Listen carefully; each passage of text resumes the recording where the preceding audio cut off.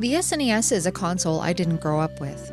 I had brief encounters with some games at the homes of family and friends throughout my younger years, but the first time I got my hands on a system of my own was by means of a coworker when I was 17. He sold me his for $5 with Super Mario All-Stars and Super Mario World, along with a couple of sports games that I've long forgotten the names of. Because I didn't get to enjoy a lot of titles for the system when they were new, I've been extremely late to the party with some of the best of the SNES library. The Super Nintendo is touted as one of the top systems of all time with an absolute knockout lineup. And because of that reputation, many adventures have come highly recommended as worthy of being incorporated into my game collection. This hype was actually why I dove so deeply into collecting about a decade ago, with SNES RPGs being some of the first games I ever sought out. The RPGs, along with some other classics, have been very enjoyable, but not all of them have left me feeling as warm and fuzzy inside as I'd hoped. In fact, many games for the Super Nintendo have left me feeling indifferent.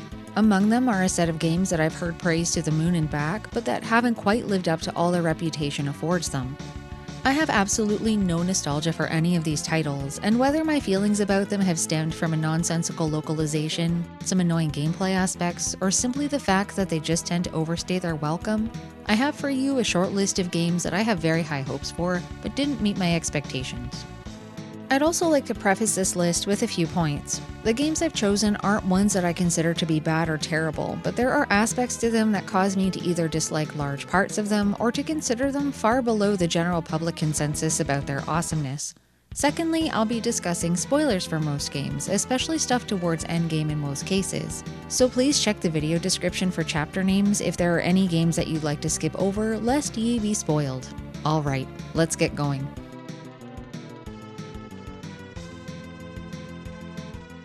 Breath of Fire was the first in a long line of well-loved RPGs. At the time that I bought the first installment, the only bad thing I'd heard about the series as a whole was that the localization of the second game was horrible, and that I should consider playing it on something other than the SNES. From what I could tell, the first one came away relatively unscathed by reviewers and comrades alike, and after the first few hours, I was actually blown away by the music and visuals. The game's opening was dramatic and set the scene for what I thought would be a polished foray into a medieval world with dragons and an evil empire to fight against, but those feelings unfortunately didn't last long. The story and characters in RPGs are usually things that need to be good to keep me interested, and personality-wise, the characters were engaging hosts for the journey. What I didn't like about them was how they were used as fighters. Literally half of the playable characters can be combined into one powerful entity with Karn's fusion ability later in the game, which totally diminished the importance of those people and their storylines. I realize that you don't have to use fusion, but why wouldn't you? When choosing between ultimate strength or individual characters that aren't particularly strong on their own, unless you're specifically looking for a challenge, fusion is the best way to play. Other than abysmal naming conventions where the identity and role of items was a complete mystery, my other big gripe was how there wasn't much substance to the plot, and what was there suffered from a poor translation. Between a handful of major story points, you're stuck running around and fetching and delivering things for a bunch of one-off characters that my party barely had any in-game connections to. This happens in every RPG to a certain extent, but here it was extremely dragged out and made long stretches of the game feel very pointless. I was ready to be done with Breath of Fire long before it was finished, and even if a better localization was available to play, I can't see myself ever wanting to trudge through it again.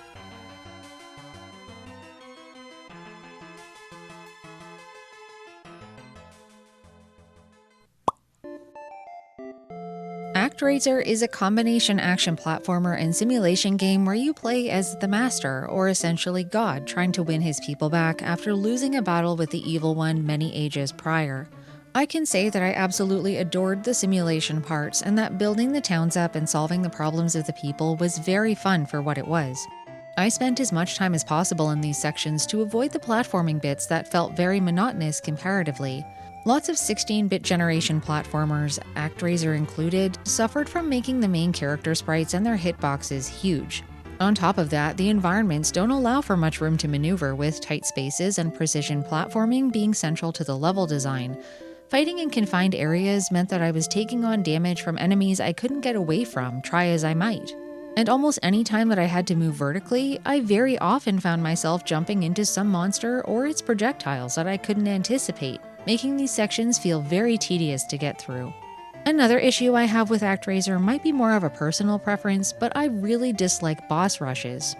After defeating Tanzra's 6 minions in the platforming areas, you have to beat them all again in a single go before facing off with the final boss himself. In games like Mega Man, where you acquire new skills or an advantage against enemies by simply playing through the game, you get to feel some genuine progress and growth in your skill set when you come up against your robot rivals for a second time. You might even be able to develop a strategy or two. Here though, the only things that you gain throughout the bulk of ActRaiser are a longer health bar and some new magic to hammer down with. Your magic's a limited resource that you select before you start a stage, meaning that you can't switch between the different spell types on the fly. In the boss rush, your adversaries are slightly faster, but otherwise the battles play out exactly the same way they did in the first encounters, but against a different backdrop. I would have much rathered a new final stage to try, or just skipping straight to the final boss instead of having to go through the tedium of grinding these fights over and over to master them. Once you do get through, you're treated to one of the most obnoxiously slow and drawn-out endings I've ever personally experienced in a video game. ActRaiser isn't even very long, yet your little angel buddy insists on regaling you with a synopsis of things you did only an hour or two ago in excruciating detail. My love for the simulation parts alone was not enough to outweigh my frustration with the platforming areas or the grating sensations of the boss rush nonsense.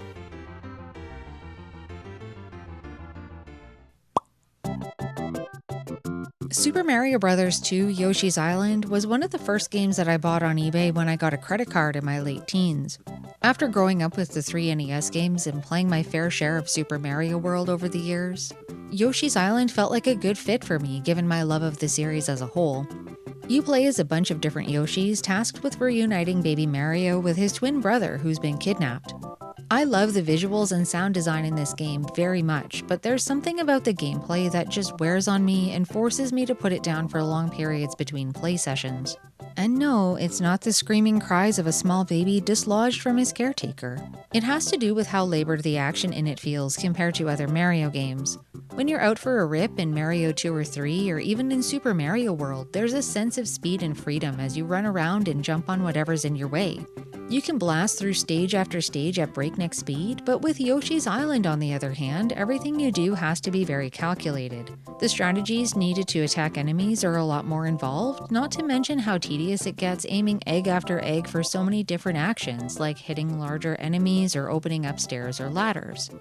Having to check every inch of a level to reveal secrets or a way forward slows the pacing down so much that after finishing a few levels, I just don't want to play anymore. I've finished the game a couple of times now, but I've had absolutely no desire to go back and play through the whole thing again. When a video game starts to feel like work, I'd rather be doing something else instead.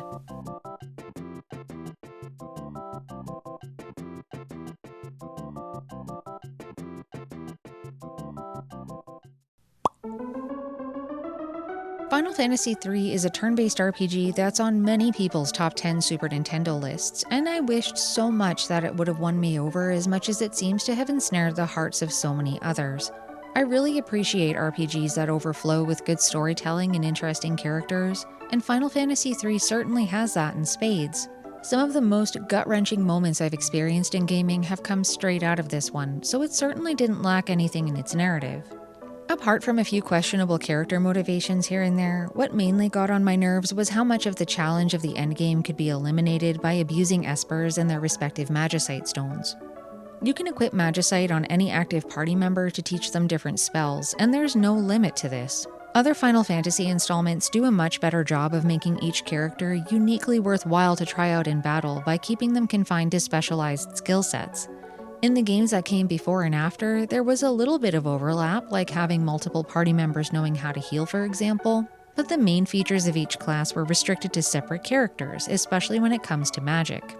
I'm well aware that the class system firmly exists in Final Fantasy III, and that you can play it straight like that if you want to, but those job boundaries were way less appealing after I learned that I could teach multiple characters some of the most powerful magic instead. It was a temptation I could not personally resist. Why wouldn't I want all of my characters casting Ultima during boss encounters versus struggling with the tactics of what makes each protagonist's individual type special or unique? especially in the case of someone like Gao, where the amount of work required to even learn his skill set is so cumbersome. Never mind the fact that you can't even reorganize the menus to shuffle moves that you like to the top of the list for active time battle scenarios. This is definitely another case of me playing the game a certain way and causing myself some strife with mechanics that I could have opted out of. It's hard to say no when such effective options for success are dangled right in front of you, even if it kills a lot of the strategy and planning that would normally go into endgame preparations. I personally like my games with a little bit more risk attached, and Final Fantasy III just didn't do that for me.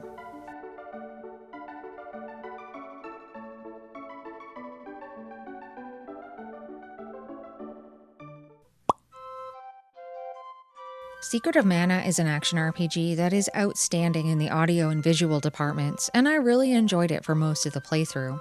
Yeah, there's a lot of grinding that needs to be done to get access to all magic spells and level up the weapons for each character, and the ring interface is a little tough to get used to under the pressures of battle, but those weren't the things that got me down. You play as a young man who pulls a sword out of a stone near his town, and this accidentally breaks a protective seal and thrusts the entire world into chaos. That sounds like the start of a really cool story, right? Well, the big issue that I had with Secret of Mana was the way that the plot went from being well-paced at the beginning to feeling rushed towards the end. There was lots to do between finding each of the first half of the mana seeds, but the final few were discovered very close together without much plot substance between them, making the whole thing feel a bit front-heavy. In addition to this, there's a point where the story goes off in what feels like a completely random direction, making the end of the game feel really disconnected from everything that leads up to it. I also have a feeling that the localization left something to be desired for its English-speaking audience. There was a great deal of promise in the narrative and some solid character building between the main cast members up until that turning point I mentioned, but even still, the text didn't really seem to do it justice. Major plot-driving conversations were translated without much nuance and very literally in some cases, squeezing much of the emotion out of circumstances that were probably a lot more meaningful and touching in the Japanese version. While I obviously don't know what the Japanese game exactly held in terms of its storytelling, the abruptness and the lack of subtlety compromised what might have been a lot more impactful had there been enough time and cartridge space to work with more context. I still don't think I fully understand what led up to the events of the end of Secret of Mana, and that's a shame for a game that had so much promise in its beginning.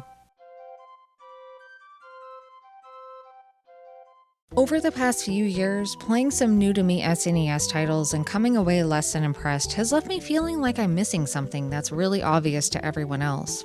I've never felt more like Principal Skinner when he asks if he's the one that's out of touch than I have while perusing the Super Nintendo library, but more and more I find myself gravitating towards adventures off the beaten paths to take in, where expectations are far lower or non-existent.